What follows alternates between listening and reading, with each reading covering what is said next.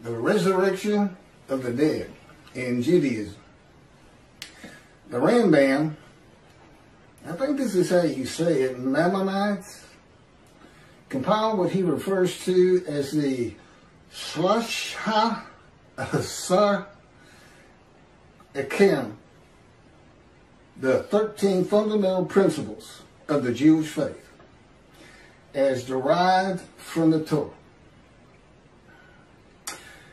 Rambam refers to these 13 principles of faith as the fundamental truths of our religion and its very foundations.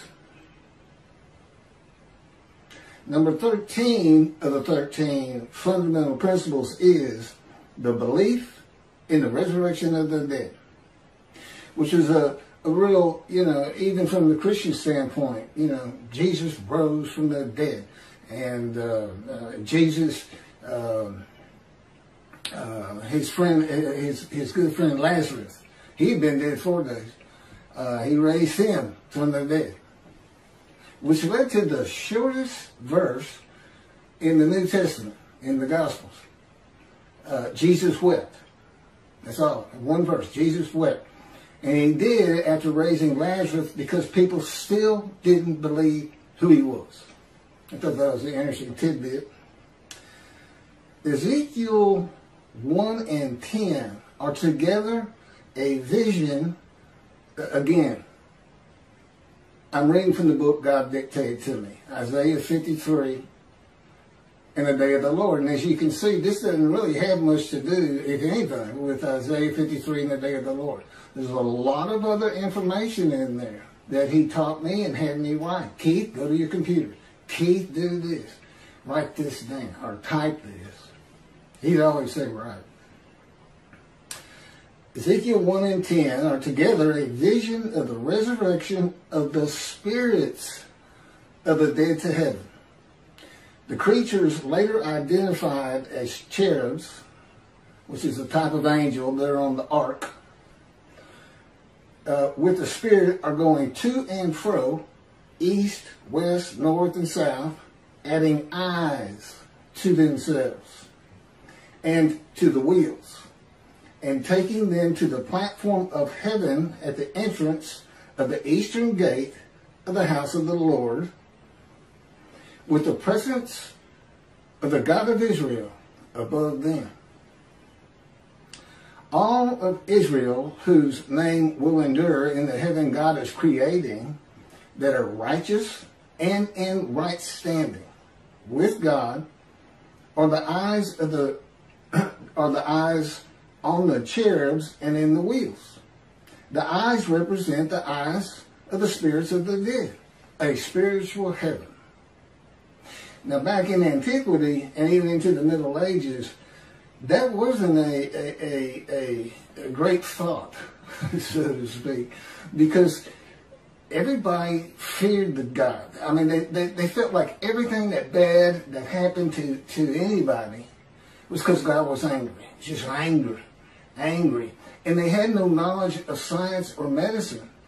And yet they missed their loved ones so much. And so they'd go out to the cemetery or they'd go out to the grave plot and just look at it, and they would wish that loved one would just rise up out of the dirt and be them again, not in spirit. I mean, that's just what it was. I mean, it was an age of ignorance of the highest order. People couldn't read. There were no schools to speak of. They were like, everybody acted on emotion. And, and your basic personality from your soul, like a mean old soul, this and that. And not a lot of reasoning capabilities. You gain a lot of ability to reason by going to school, even though you're learning stuff you'll never use. It helps your reasoning capabilities. And, that's when everything changes. You have to read the Bible for two different eras. There's antiquity in the Middle Ages, and then we had the age of reasoning. The age of medicine. This is all called the common era. Science, literature, everything. All these different changes, which leads to, of course, the age of information and now the internet. And it's written into there, and I'm about to show you one of them right here. So, I don't know how this was interpreted by Rambam, but he's talking about the resurrection of the dead based on Ezekiel 37. Rise, old bones, rise. Okay? But this got missed. And that's why there might be fundamental principles, but as you're going to see as I go on, and God again dictated this to me, some things that are part of your religion that come from antiquity and the Middle Ages have to be reassessed. Judaism is supposed to be a very rational, logical, intellectual religion. But boy, a few things got dropped along the way, and my pointing them out is a proof of who I am. I am God's righteous servant. And I handle everything that his other three righteous servants, Moses, righteous and a servant. David, righteous and a servant. Elijah, righteous and a servant. And yet we only have a description of one man for this day. The righteous servant of God. So, effectively, I am the righteous servant of God. His servant David, a shepherd. Again, Rambam. 2 chapters on King Moshe. And he's just making it up. Just making it up as he goes, just like he did the Messianic era. Can't back any of it up. A shepherd. Elijah and the prophet like Moses. And this is the prophet like Moses. Moses did 2 things. He led the Exodus and he wrote the Torah. God dictated it to him. Okay, well, the Jews aren't in bondage. I don't need to do that as a prophet like Moses. So what's left? Write this down. That's the prophet like Moses. And I have all the knowledge that Elijah would have. Elijah. What's so special? The only man in the Hebrew Bible to be specifically taken to heaven. And then he returns in the day of the Lord. Clearly it's not going to be that Elijah. There's nothing about heaven that I need to know to answer questions that I don't know. I've been taught it. And I envision lots of visions early in my 13 years, first 7 years. Not so much lately, except for pictures that they put into my mind when we're talking. God likes you to see what he's talking about. So I'm you don't have to go into a trance or anything for those. I just send pictures into my mind. It's a wonderful thing. Excuse me. But anyway, okay, that's some backdrop. Let's carry on here.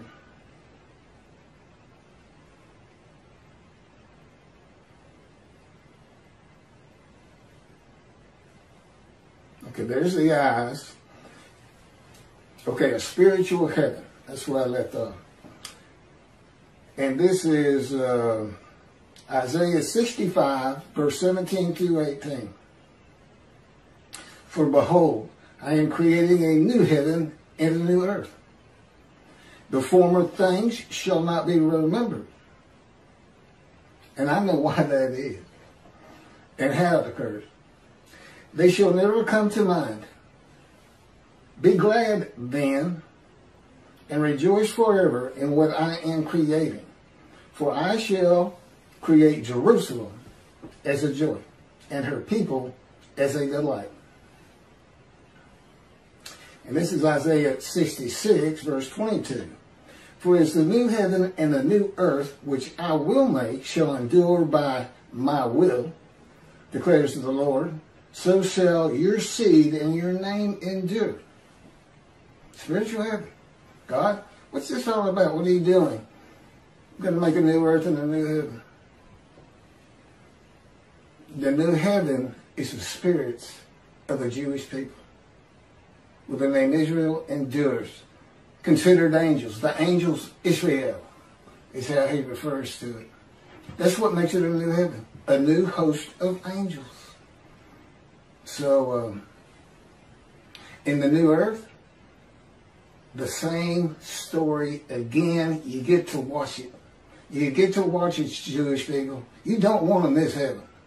Now, I've been there. Generally, I can still sense my body. But I've been there in pure spirit. And but he tells me you'll feel your body, your physical form. But he's going to have another chosen. He's going to basically just run the story again. And you get to see how it really all played out from the get-go. And, of course, time means nothing to you. You don't want to miss it.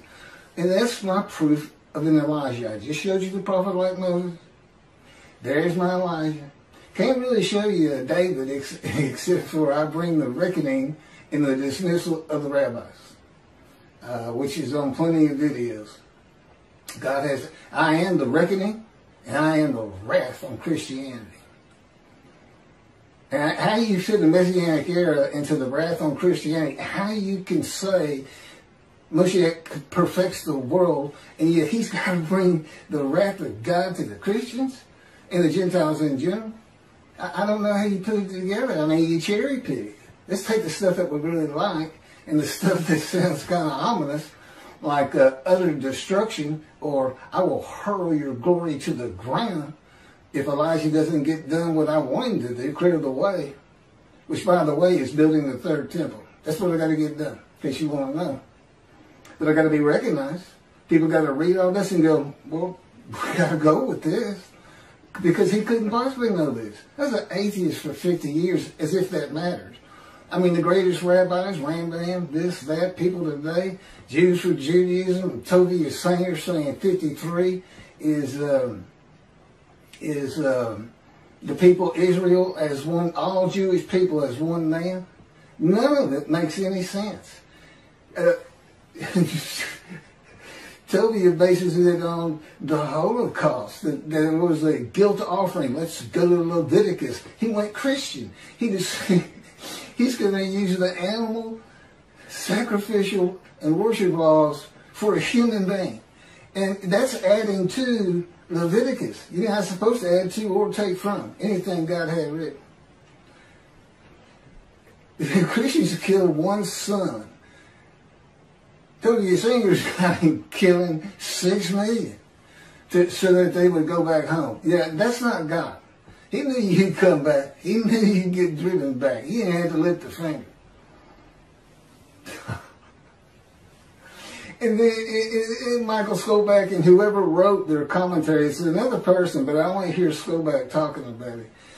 It's based on the Messianic era, where the world realizes the Jew has been right all along, a great exaltation, this and that, never going to happen.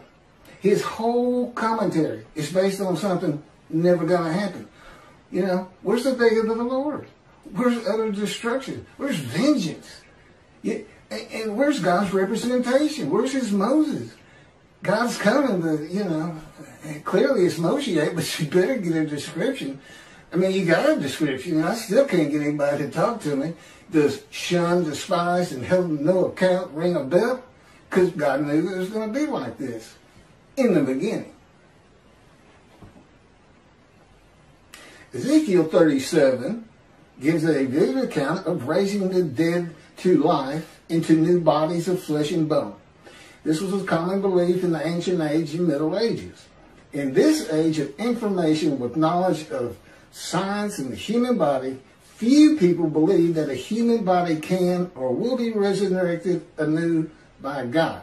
You cannot take, we know, but you cannot take the ashes of bones and make a new human body. You're just making stuff up.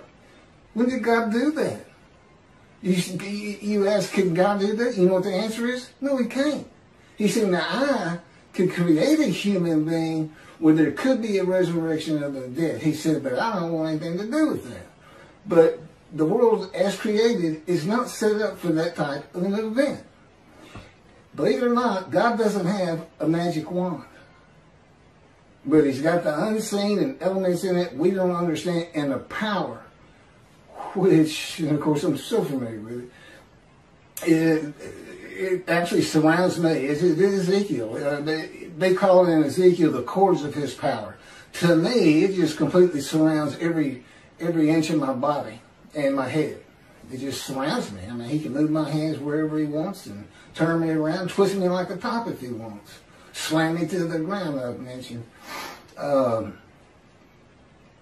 Yeah, if you hadn't guessed it, I'm experiencing. I'm not like any other human being on this planet. But I'm still Keith. I'm still Keith. I'm a friendly person. Quick to anger, but very friendly. And I've been through every stage, walk of life, man, from poverty, which he took me to, has taken me to. I haven't nothing, but which is kind of a religious thing, I think. Even Jesus hated material things, told the rich man he can't get to heaven and things like that. That's just part of it. And it does, another thing that this fire refinement, all these punishment words, maltreatment, makes you humble. More so to him.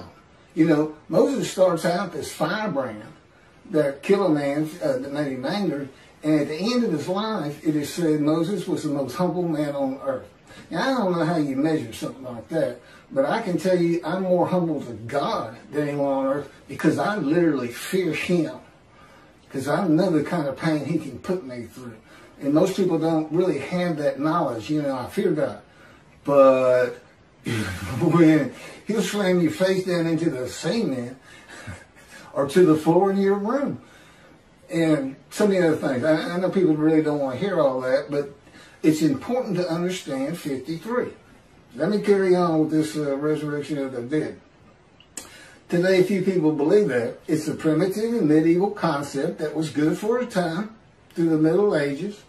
That is why God provided visions of heaven, conforming to the beliefs and world of the Jewish people in the Middle Ages and before, and a spiritual heaven for a more enlightened time of reasoning and knowledge. Do you understand what I just said? The Bible has to be read with an understanding of antiquity in the Middle Ages and those people and who they were. And it's also written for people of this day, modern age, knowledge, information, science, medicine, reasoning. You can't just say, or say just say.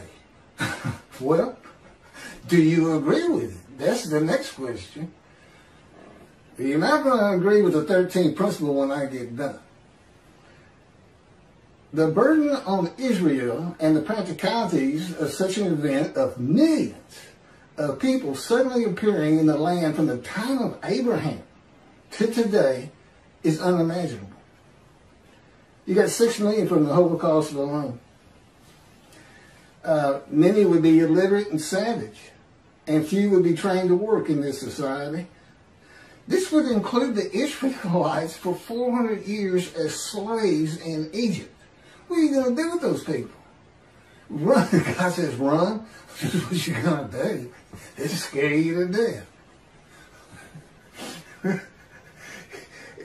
All would have to be housed and fed and educated, illiterate and savage. It'd be a prophecy that destroys the government of the state of Israel. I don't even know if you could fit them all in. From the Israelites in Egypt to the Holocaust, since the Holocaust. Well, I know it's millions. I just wonder if you start hitting a billion. I don't know. It's a ridiculous concept. And when I sit there and I watch and I listen and I hear rabbis do this, I understand why God dismissed them. Basically, you're going to have to get all this straight. If you want to remove yourself from dismissal, rabbis, and enter the scroll of the remembrance of Malachi 3, which is what takes you to heaven, if you want to remove that, you better go read these books. It's just 2 of them. One of them is My Life, the life of God's righteous servant by Isaiah 53, and that's to show how I fit the verses. That's what it's all about. And then that's the first 7 chapters. There's 14 or 15, and then God speaks to me. And from that point, it's all about him and me. It's pretty interesting. It's a pretty interesting time. And it continues, and I guess at the end of my life or at some point, we're going to do it again for the finale until he decides that it's time for me to die, that's how I'm going to die. He's just going to make the decision like he did with Elijah.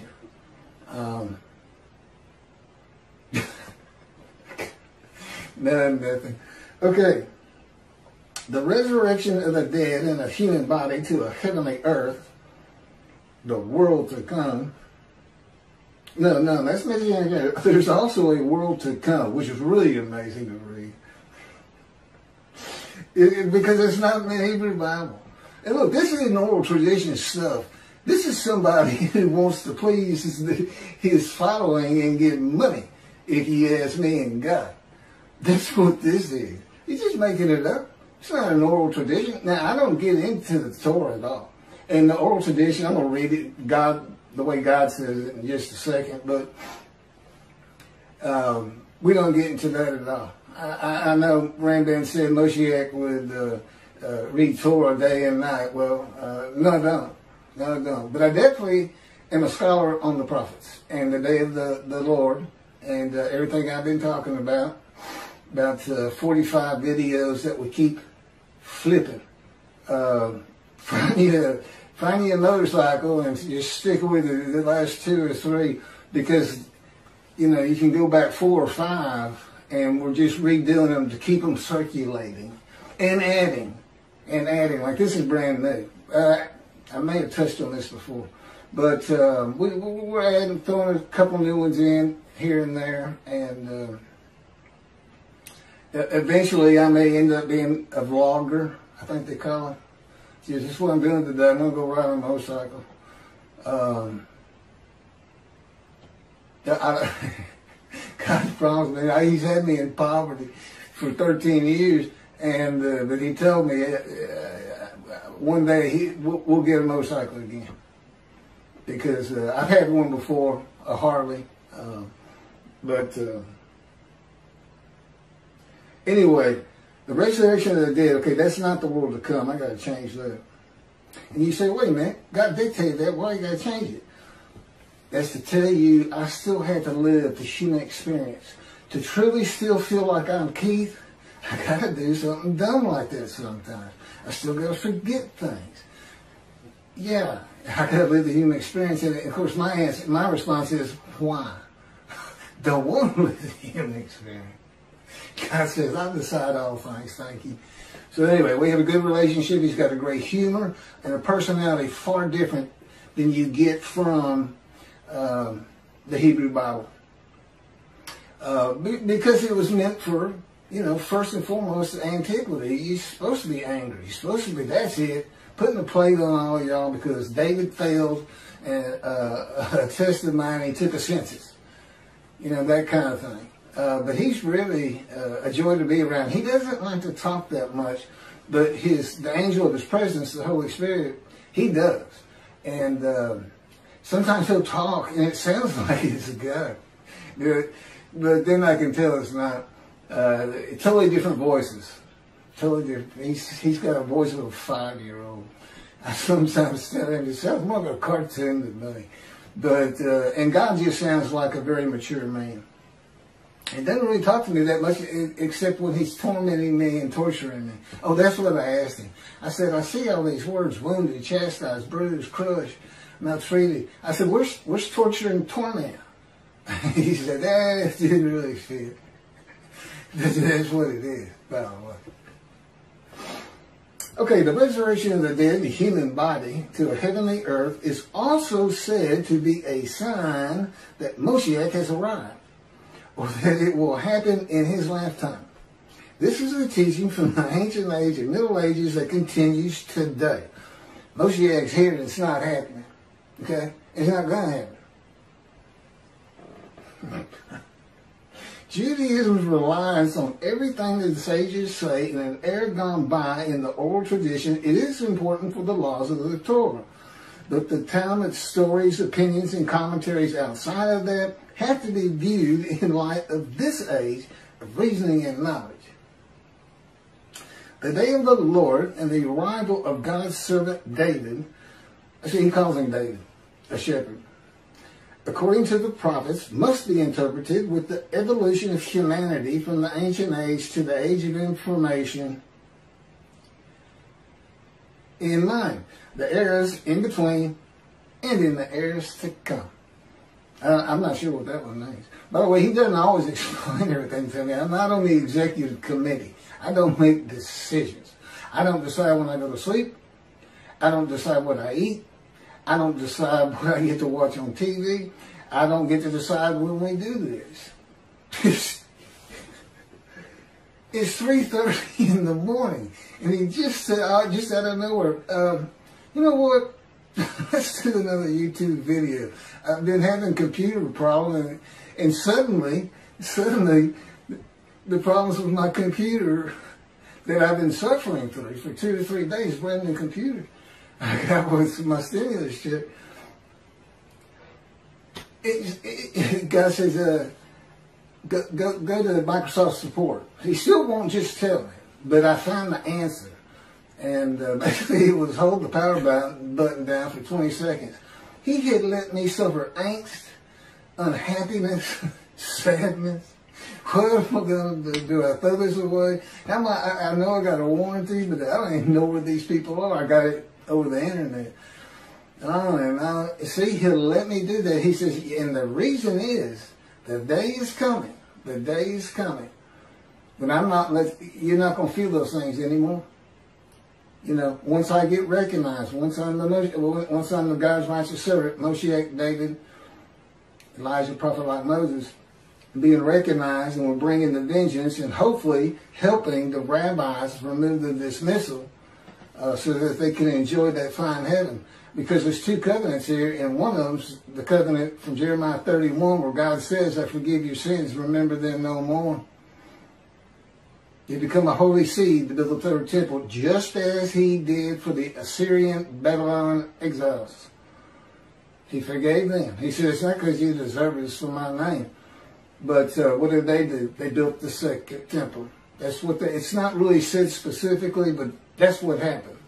And forgiven again in the day of the Lord. And that's, you know, in Jeremiah 31, see a time is coming, see a time is coming, see a time is coming. That was, the time is the day of the Lord. And it's here. I got too much other information on that, but okay, well, thank you for listening to all that. And for the rabbis, I think you should consider this fundamental principle that you got from Moran. I mean, I don't see a fundamental principle of your faith. And see, I was an atheist for 50 years. I'm not a religious person. I understand the concept. Well, this is what we believe. Because that's what you get from the Christians. You can go to them and say, look at this and that, and this and that. None of that makes sense. None of that makes sense. And this is what you get. Praise Jesus. Praise Jesus. Logic doesn't matter. Well, for the Jews in Judaism and for the God of Israel, it's going to start mattering if the rabbis won't see heaven. Thanks a bunch.